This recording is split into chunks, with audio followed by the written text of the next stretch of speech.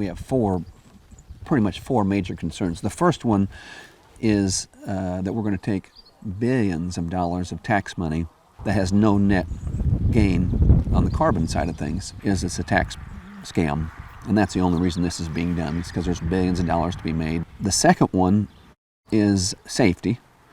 This is an unproven technology. We know it's had problems. It's dangerous. We know that because of Sartasia. The third one is water that's come out, recently. This is going to take billions of gallons of more water, and 90% of that water comes out of deep water aquifers. And that's water that may take hundreds, if not thousands of years to replenish. And there's already lots of communities in Iowa that are under water restrictions.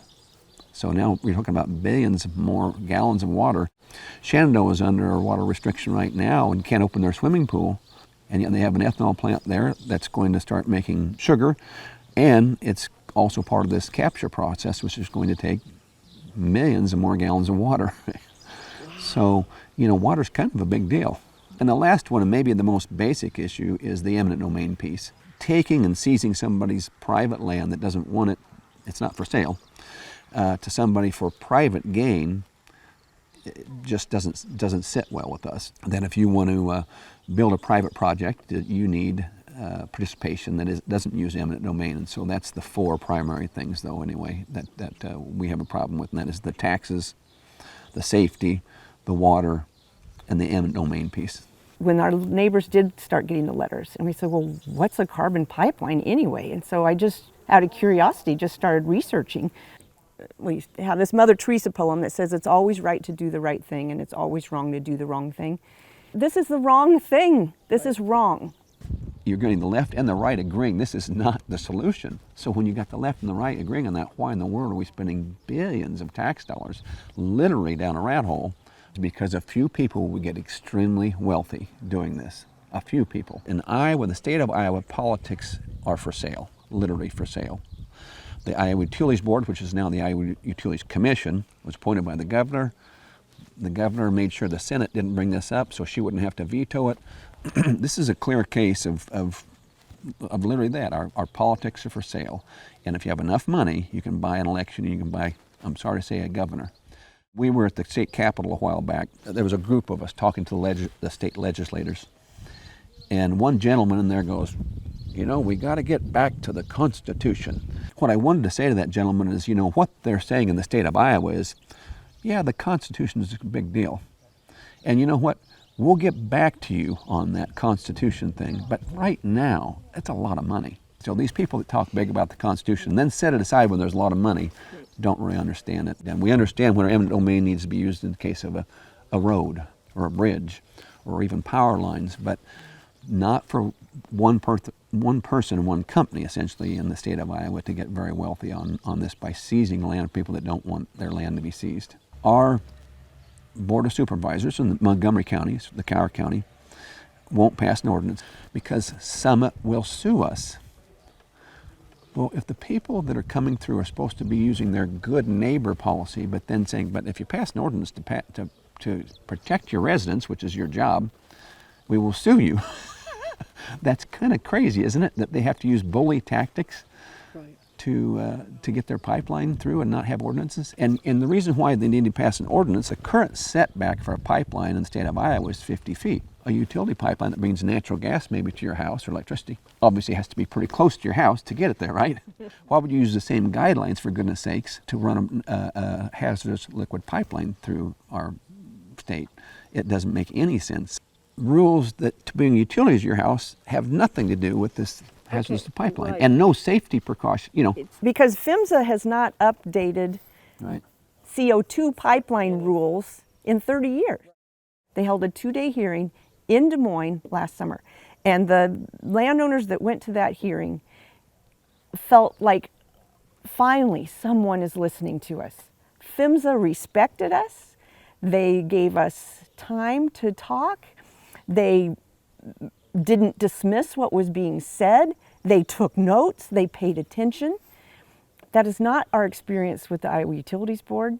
It was not our experience with our local supervisors. It has not been our experience in Iowa since the beginning of this project.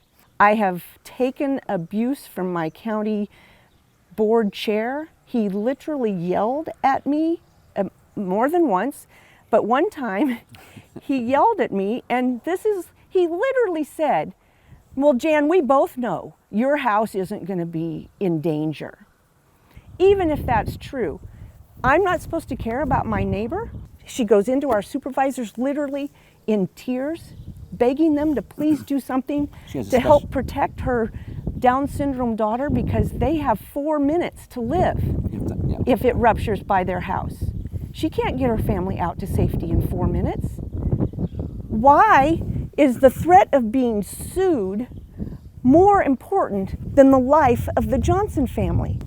There is a quote in the newspaper from North Dakota where the North Dakota Director of Minerals said, "We need all the CO2 we can get from any place that we can get it if we're going to get the extra 10 billion barrels of oil out of our ground in North Dakota." And he said we have to get over this not in my backyard thing with the pipelines. If you look where they're going to sequester it, right all around there are shale oil fields.